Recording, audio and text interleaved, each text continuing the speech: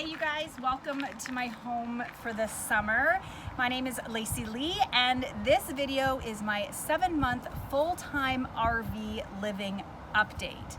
And today I want to share with you, after 7 months, the 3 things that I took for granted in my life before RV living. Now this is something brand new to me. I know I've been at it for 7 months, but I still feel like an RV newbie. And in one of the videos I posted in the beginning, I was crying. And a lot of people have called me spoiled and white privileged and said that I take a lot of things for granted. But I can honestly say some of them were right. There were a lot of things in my life that I fully took for granted, and I'm going to talk about them in today's video. Before I get started on that though, I know there's a lot of you that are new to my channel, and I just want to give you a quick recap of my life and how I ended up here. About 2 years ago, I got out of an abusive relationship. A few months after that, I ended up in the emergency room with a blood clot, and then about 3 weeks after that, I was back in the emergency room. They had found a brain tumor in my frontal lobe. These experiences changed me. They changed how I felt, they changed how I saw the world, and really put me at a place in my life that I just was not prepared to be in. With assault charges against my ex and pretty major health issues, I didn't feel safe at home. And the police said if I didn't feel safe, maybe I should move. So in less than 30 days, I listed my condo, sold it, and was done with it. I'd been watching YouTube videos for quite a while and really felt that RV life and RV living would be the perfect solution to my current situation. Thankfully, when they removed the tumor, it was about the size of a golf ball. It was not cancer. And again, I had this newfound outlook on life. I'm self-employed and have been as an automotive journalist for over 10 years. And at the time, I didn't have a contract. I didn't have a job. I didn't have any reason to stay. So I said, fuck it. And I took my RV all the way down to Tres Amigos RV Park just outside of Mazatlan and all the way back here to Canada. It was a bit of a struggle to find a place, but thankfully, through social media and a friend of a friend, I am stationary for the summer. And this is where I am today. I put the effort in and made myself an RV gravel pad so that I wouldn't sink into the mud when it rains. I've ran power and water. Still am figuring out the sewer, but this is home for the summer.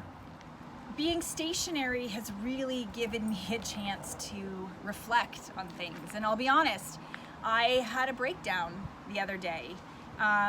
If you are familiar with my videos, I do cry, and I'm not ashamed to say it. Crying does not make us weak. It makes us human. And I've had some moments where I'm wondering what the hell I'm doing with my life. I'll be honest, I thought at this point I'd be battling cancer or possibly even dead, and I'm not. My recovery has gone amazing, and I am so grateful to be alive, but I'm really questioning the choices I made and the decisions that I made. And like many of you, I'm learning in life in general, not just the RV world, I'm just questioning what I'm gonna do next. And in that time of reflecting and looking at myself and looking at my life, as I said at the beginning of this video, a lot of you were right. There are a lot of things in my life that I took for granted. The first one I want to talk about is space. Now, I came from a small condo. It was 580 square feet. I was already very minimalist, and I laugh when I meet people or I watch videos of families that have gone from 2,000 or 3,000 square foot homes and made this living work for them. I measured, I've got about 230 square feet in my travel trailer, which is half of what I had in my condo, and I have learned to use every every inch of it. I do miss having the space of a house. I miss having space to walk around the bed and having space to share when company comes to sleep over. It is definitely something that I took for granted when I lived in sticks and bricks. The second thing that I completely took for granted when I was living in my condo was water and sewer. Now, I've traveled to third world countries. I've taken vacations and been to countries where there's no water and the bathroom is just a hole in the ground, but these were just vacations. Has been my life. Living in the RV and having to worry about drinking water, water for showers, how your bathroom works, really has made me appreciate the fact that in my previous life, I just went to the bathroom, flushed the toilet, washed my hands, and away you go. I didn't have to think about it. Being in the RV, I have to think about how much capacity my gray or black water tanks have or will hold if I have company over, or if I'm doing something different in my lifestyle that I'm gonna be needing more water or using more water. And a part of this water and sewer that I took for granted, I touched on a little bit, but I really hate dealing with the black water. I've had some horrible experiences, and again, I know, you're right, I took it for granted, and I say this to you right now, the next time you go to the bathroom and you flush your toilet and you wash your hands, it's not like that when you live in an RV. It's not that simple. Living in sticks and bricks, being in a condo was just a lot simpler, and definitely something that I took for granted on everyday living. Never again. There's no sewer here. And I'm gonna do a whole separate video on what I've been doing to manage and maintain my black water, but the closest RV dump station is a 23-minute drive from here. I'm looking into getting a composting toilet or I'm going to be digging a hole or figuring out if I can connect to the septic field or septic tank here on the farm and the property where I'm living. But again, not as simple as just going to the bathroom, flushing the toilet, and taking it for granted that I used to be able to do that. Okay, the number one thing that I took for granted in my previous life was community and familiarity. I lived in a condo building for 6 years, and I probably only knew a handful of people. It really bothered me that I barely knew my neighbors and that people didn't want to talk, people didn't want to connect. Being in the RV, what I love is I pull into an RV park and suddenly everybody wants to know the new person.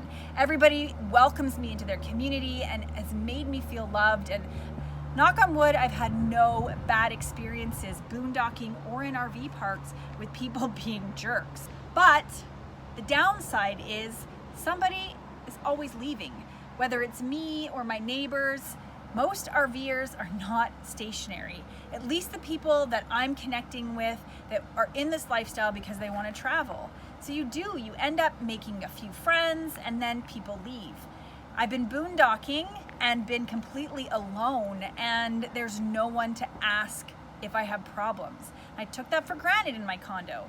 I didn't necessarily know my neighbors, but if I had a problem, if I had an issue, if I needed anything, I had dozens, probably over 100 doors that I could have gone to knock on at any given time, and somebody might have been there to help me out if I needed it.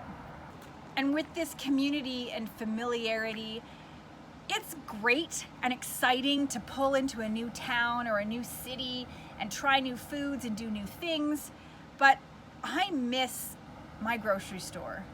I miss my bank. I miss the familiarity of living in one space and knowing where everything is around you. It's not the end of the world, but it's a piece of RV living that I actually did not think I would miss at all. I took it for granted that I knew where the hospital was, the pharmacy was, the vet was, an emergency 24-hour after hours vet in case Jasper got sick. These are things that when you're living the RV life and you're living a nomadic lifestyle and you're traveling, you always have to make sure you know and you can find this just to be safe. And I took it for granted that all of that used to be right there at my fingertips, and I never had to give it a second thought. I'm gonna be honest, I don't think that this life is for me. I've committed to 1 year, and I'm not a quitter. I know a lot of you have made these nasty comments about, this life is not for you, give up now. But I'm not a quitter. And I think that is something that's wrong in our society. When something's hard, we stop. When something doesn't come easy, we just give up. And that's not who I am. There's been so many amazing things about this lifestyle. The people, the adventure, the self-growth and reflection that I've been able to do for myself never would have happened if I just stayed in my condo. I suffer from anxiety, and I'm going to do a completely separate video on this topic because I know I'm not alone with this. But my anxiety and my counseling and the therapy that has come along with my anxiety has taught me that I need to be more in the present moment. I can't worry anymore about what's going to happen in a month or 6 months or a year. That's where a lot of my anxiety comes from. So for now, I am in this beautiful place. I'm not paying very much rent, and I have an opportunity to really take advantage of the situation, get back on my feet financially, do a lot more self-reflection in this space, and enjoy every moment of this life right now. I'm putting a link, I think the video will be here, to a video that kind of inspired my video. And it's from a gentleman that I'm glad to call a friend, a fellow traveler that I actually met on his journey. And he said, I'm happy because I choose this life. And that's true. I can change my mind if I'm miserable. I can do something different. So can you if you're not happy in your life. But the life I have right now, the place I'm at with my health, my finances, it's pretty good. And I'm choosing this life, and I'm choosing to be happy. Now, if you're looking for some other inspiration and you want to see a great story, find Stephen on the Edge on Instagram or Stephen Luke on YouTube. He is a single, gay, young man who is traveling alone. Well, not completely alone, that's how I met him. He's traveling with his dog, Milo, in his Jeep, going from Alaska down to Panama. He offers some beautiful inspiration and outlooks on life, and I'm honored to have run into him on my travels. All right, you guys, that is it for today. I've been back at work testing a few vehicles. As I mentioned before, I'm an automotive journalist, so I've been doing some writing and filming on some cars. And I do have 2 trucks booked this summer, so I'm gonna get a chance to tow my trailer and tell you guys more about some towing things that I've learned. But I wanna end here with 2 questions. First, I don't know if the dogs were running around behind me, I couldn't see it. But if any of you would like to know an update on Mago Blanco, the white wizard, the dog that I brought back from Mexico, please let me know. I've fallen behind in editing my videos, and it hasn't been a big priority, so if you'd like to see an updated video, please let me know and I'll throw one together. He's doing great, by the way. And my second question, it is very hard as a Canadian to work legally in the United States, but I have found something that seems intriguing. And I'm curious if anyone has stayed at the RV parks in Disney World. Epcot Center, if you have not been there, employs people from the countries of origin for the different pavilions that they have. There's a Canadian pavilion, and every few months it sounds like they hire Canadians to come work there. I'm wondering if anyone stayed at the RV park there or actually worked in this position and has any feedback or advice they can offer me. You guys, thank you so much for all of your support.